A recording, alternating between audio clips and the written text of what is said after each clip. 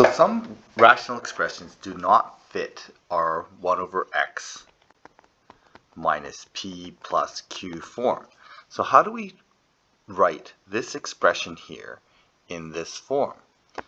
Well, what we have to do is actually put this into the division statement, and this expression here can be divided and we can end up with a quotient with a remainder over divisor. And this quotient then represents our vertical shift, and then this divisor is going to be the same here, and the remainder ends up being our vertical expansion.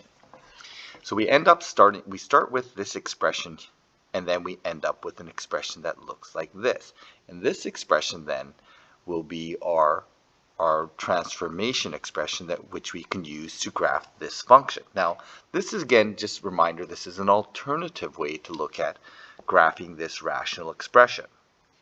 So here we could have used a 0, we could use a vertical asymptote, and then we could find some other points to graph this. We're going to graph this using our transformation. And again, this is just an alternative method to graphing this function which we graphed before.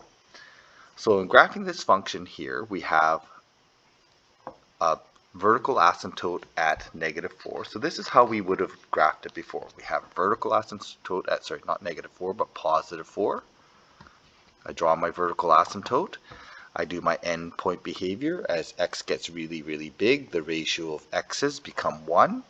So I have my horizontal asymptote here. I can plug in my 0, x equals 0 at -3.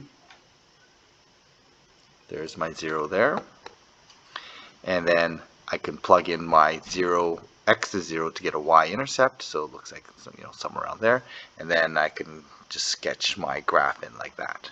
Okay, so I have basically my rational function.